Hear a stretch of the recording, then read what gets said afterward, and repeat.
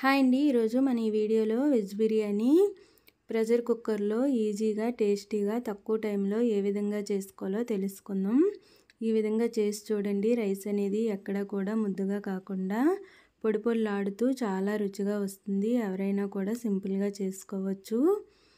దీనికోసం స్టవ్ పైన కుక్కర్ పెట్టుకొని ఒక 2 స్పూన్ల వరకు నెయ్యి వేసుకోవాలి. నెయ్యి కరిగిన తర్వాత ఇందులోకి ఒక 3 స్పూన్ల వరకు ఆయిల్ వేసుకోవాలి. ఆయిల్ వేసుకొని ఆయిల్ హీట్ అయిన తర్వాత ఇందులోకి కొద్దిగా జీడిపప్పు, అలాగే ఒక బిర్యానీ ఆకు, హోల్ బిర్యానీ మసాలా వేసుకోవాలి. వేసుకొని ఈ జీడిపప్పు మసాలా అంతా కూడా ఒక 2 నిమిషాల పాటు ఫ్రై చేసుకోవాలి. ఇవి కాస్త ఫ్రై అయిన తర్వాత ఇందులోకి కట్ చేసి పెట్టుకున్న ఉల్లిపాయ ముక్కలు, అలాగే పచ్చిమిర్చి వేసుకొని ఆనియన్స్ని కాస్త మెత్తబడే వరకు కూడా ఫ్రై చేసుకోవాలి.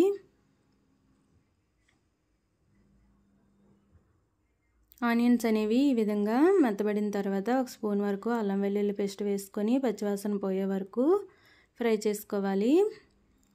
అల్లం వెల్లుల్లి పేస్ట్ అనేది పచ్చివాసన పోయిన తర్వాత ఇందులోకి మనం కట్ చేసి పెట్టుకున్న వెజిటేబుల్స్ అన్నీ వేసుకోవాలి.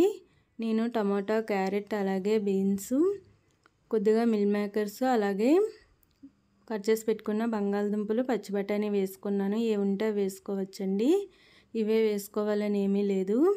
ఈ విధంగా వెజిటేబుల్స్ అన్నీ వేసుకొని ఒకసారి బాగా కలుపుకొని రుచికి సరిపడా సాల్ట్, అలాగే కొద్దిగా పసుపు వేసుకొని ఈ వెజిటేబుల్స్ని మూత పెట్టి ఒక 50% ఉడికే వరకు కూడా ఫ్రై చేసుకోవాలి.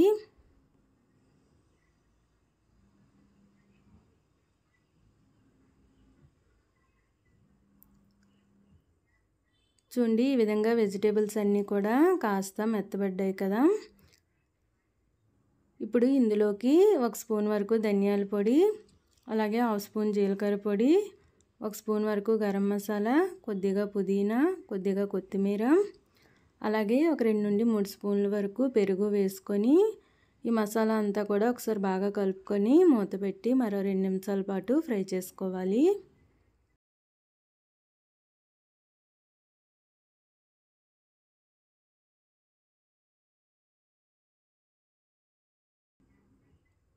ఈ విధంగా ఫ్రై అయిన తర్వాత ఇందులోకి అరగంట పాటు నానబెట్టి పెట్టుకున్న బాస్మతి రైస్ వేసుకోవాలి. నేను 1 గ్లాస్ వరకు రైస్ తీసుకొని బాగా కడిగి ఒక అరగంట పాటు నానబెట్టి పెట్టుకున్నాను. ఈ నానబెట్టిన రైస్ వేసిన తర్వాత ఒకసారి బాగా కలుపుకొని ఒక 2 నిమిషాల పాటు ఫ్రై చేసుకోవాలి. దీనివల్ల మనం వేసిన మసాలా అంతా కూడా రైస్కి పడుతుంది. బిర్యానీ అనేది టేస్టీగా వస్తుంది. తర్వాత ఇందులోకి 1 గ్లాస్ రైస్కి 1.5 వరకు వాటర్ యాడ్ చేసుకోవాలి. ఈ విధంగా వాటర్ వేసుకొని ఒకసారి బాగా కలుపుకొని సాల్ట్ ఏమైనా సరిపోకపోతే ఇక్కడే అడ్జస్ట్ చేసుకొని వేసుకోవాలి. నాకైతే సాల్ట్ సరిపోయిందండి. తర్వాత ఇందులోకి 1 స్పూన్ వరకు నెయ్యి వేసుకొని కుక్కర్ మూత పెట్టి 3 విజిల్లు వచ్చే వరకు ఉడికించుకోవాలి.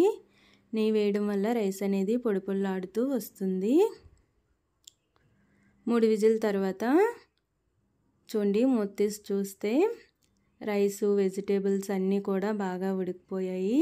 రైస్ అనేది ఎక్కడా కూడా అడుగు పట్టకుండా మెత్తగా కాకుండా పొడి పొడిగా వచ్చింది కదా. ఈ విధంగా ఈ టిప్స్తో ఈ ప్రాసెస్లో చేసి చూడండి. ఎప్పుడు చేసినా కూడా చాలా బాగా కుదురుతుంది. టేస్ట్ కూడా చాలా బాగుంటుంది. లంచ్ బాక్స్ రెసిపీకైనా సరే తక్కువ టైంలో చేసుకోవచ్చు.